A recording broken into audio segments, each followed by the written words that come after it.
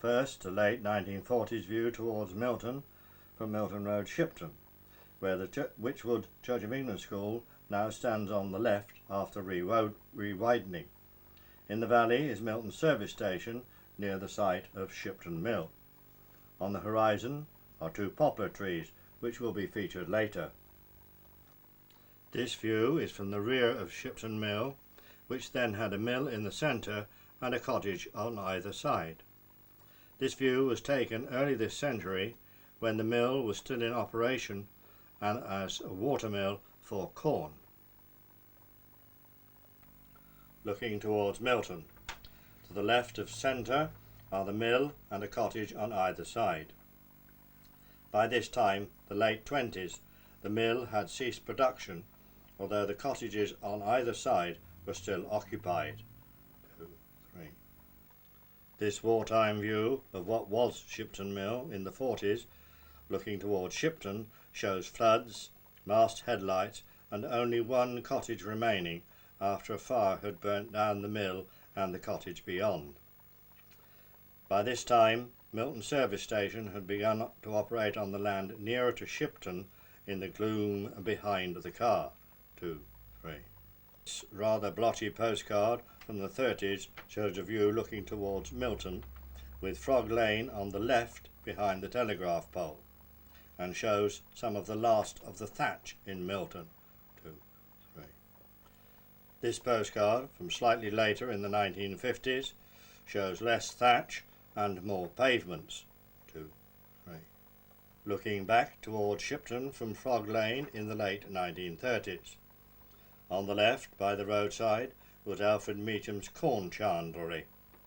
The white rendered house on the right, and this is the Ramblers looking from Shipton in 1958, when it was modernised, extended and the white rendering removed. The house is now called Hoplands. Looking up Shipton Road in the 1910s towards Green Lane. To the right of the telegraph pole we can glimpse Milton Church, not visible today. The cottage on the extreme right was later demolished. To its left there is another thatched cottage with a porch. In front of that porch the Skidmore family sit on the pavement and in the road for their group photograph. This 20s view shows Green Lane in the centre with the 1920s council houses, some with walls of brick and some walls of white rendered brick. Shipton Road, later to be widened at this point, bears left. Shipton Road then straightens out. In this late 1940s view, on the left is the British Legion Hall, possibly moved from some military camp after the First World War. In the left foreground stood another building which had also been moved. This bungalow of wood and asbestos had been moved from Plumstead in south-east London to this site in 1928. It remained until it was demolished to make way for two bungalows. Behind the Legion Hall and the bungalow just seen lay Hartley's Field, seen here with Oxford Downs sheep. Being one of the few flat lands in the village, it was used as a football field. The field was used by the village team, prisoners of war and local lads, as seen here. The field was also used in 1948 for a fete to raise money for a new village hall to replace the Legion Hall, which appears left of centre behind the bell tent. The field was later bought by Alfred Groves and Sons and used for storing timber and building supplies as seen here in the 1980s. Most of this site has now been developed as Milton Grange or Elm Grove. This an interior view of the Legion Hall in the 1950s with the Scouts entertaining the elderly. Wedding receptions were held here, but as the surroundings were not very salubrious, wedding group photographs were often taken in the gardens of the houses opposite. as with this wartime wedding group of Charlie Wilkes' wedding when they used the front garden of number 6. The Legion Hall was demolished soon after the opening of the Village Hall in 1960. Here Mrs. Muriel Groves, after laying of the commemoration stone in the Village Hall in January of 1960. And she is seen again in the official opening party in April of that year outside the Village Hall. The new hall achieved after 21 years of fundraising. This late 20s photo shows number 1 and 2 of the then new council houses on the right, opposite what is now Breakspear House. The poplars, seen from Shipton earlier, are on the left, and the elms on the right disappeared in the early 30s to allow the building of more council houses. These new council houses were to be called Pear Tree Close, seen here nearing completion. When finished, they were officially opened in 1932. The bearded figure in the centre of the dais is J.W. Robertson Scott, founder and editor of The Countryman. A similar view to the one seen earlier were the elms on the right before Pear Tree Close, and the poplars on the left, which marked the entrance to Alfred Groves and Sons. Although dominated by poplars, the office block of Alfred Groves was housed in a building called the Elms, seen here. During the 19th century, the firm Groves had owned quarries on Milton Downs. Some of their quarrymen seen here, probably at the end of the 19th century when the quarries closed down. This is from a 1920s sales catalogue. Stone was still being used for building, as here we see the masons preparing stone in Groves's yard. Also from the 1920s sales catalogue, it shows the expanding English timber business at Alfred Groves, with Mr. T.A. Tom Groves on the left, who will be seen again later.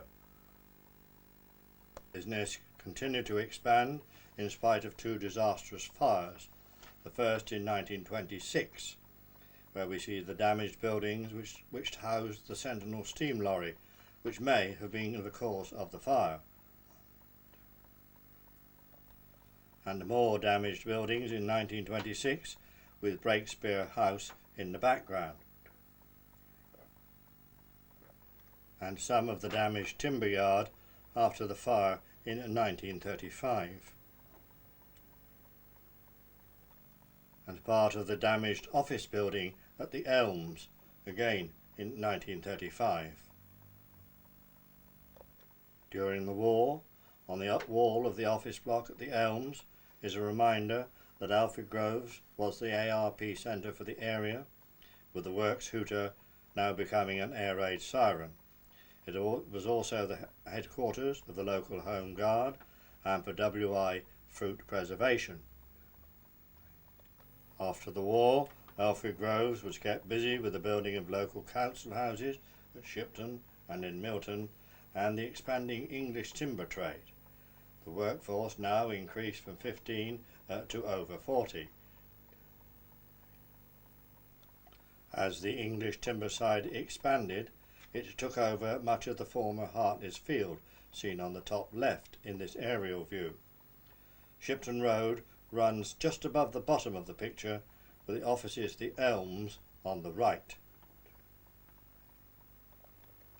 We are now looking along Shipton Road from the entrance to Alfred Groves towards the square and Rawlins Garage in the 1910s.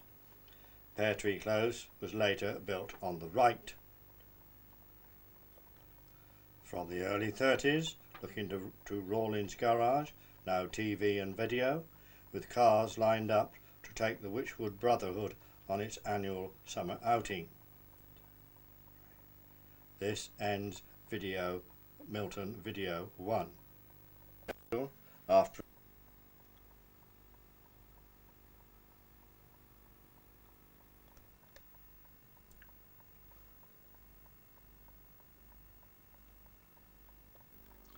In the square was the primitive Methodist chapel, now residential after a spell as paper stockist. Inside the primitive Methodist chapel was this memorial tablet to Isaac Castle. Isaac Castle was the owner of the Coffee Tavern, now Witchwood Surgery. He was also owner of a marquee lent out for fairs and meetings in the local villages. Behind of the chapel lay these cottages, as seen in the 1930s. The far one is now called Stringer. At one time these three or four cottages, but now only two and unthatched. Next to the square was Rawlings Garage, now TV and radio. On the left is the garage proprietor to W.H. Rawlings, cycle stockist, sometime before the First World War, and on the right E.J. Bradley, who later became another garage proprietor, but in Shipton. Looking up Shipton Road from the square in the 1930s, with cars parked outside the butcher's shop, now the Co-op. To the right is one of the village's street taps, which still remains today. Now, looking back to the square, chapel and garage in the early 20s. On the right is what was then a butcher's shop and now the Co-op. At one time in the 19th century it was a Wesleyan chapel, then parish room, before becoming a butcher's. An early 1900s view across the green or recreation ground to the line of buildings along Shipton Road. The primitive Methodist chapel is on the far right, no Rawlings Garage, and on the far right the house now known as the Hollies.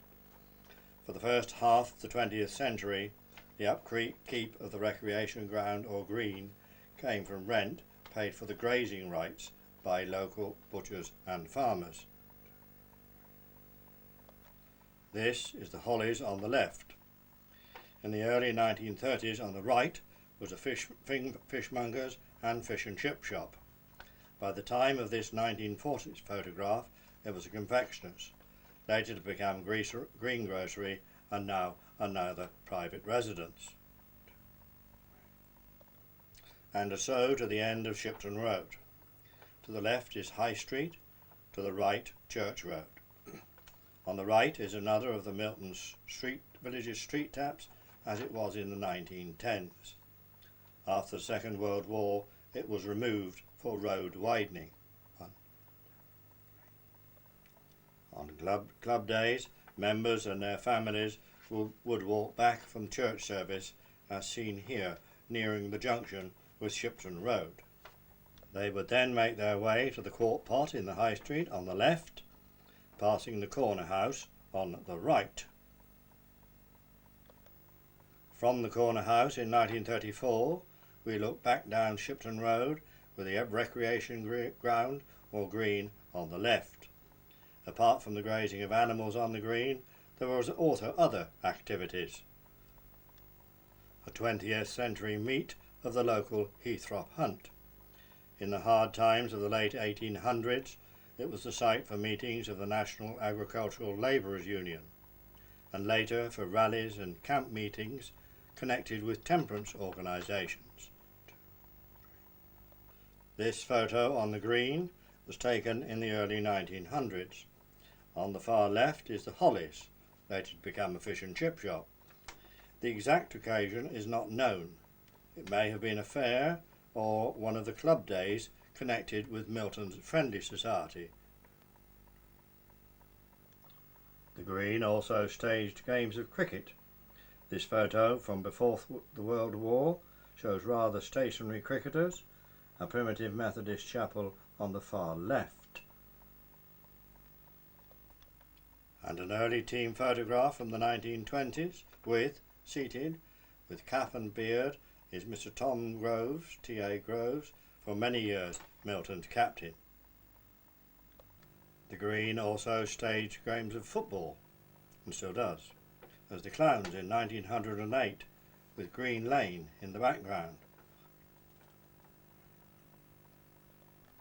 And the Milton team of 1926-27, reputed to be Milton's best team to that date, with Mr. T.A. Groves, president, holding the Northleach Hospital Cup. Following the Silver Jubilee celebrations in 1935, new seats were put on the green, and later villagers turned out for the coronation in 1937. To win one of the prizes for fancy dress, Elsie Keane not only dressed up herself, but also her grandfather's tricycle. All school children were presented with a coronation mug, similar to the replica on the top of the car. 3 years later, all sport on the green had ceased. In 1940, it was occupied by a division of the Guards. They had been evacuated through Dunkirk, and they dug trenches all over the green.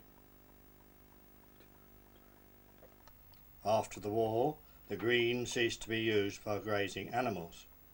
In the late 40s, the football clubs of Shipton and Milton combined to form Wychwood United, seen here playing against Stonesfield in 1948.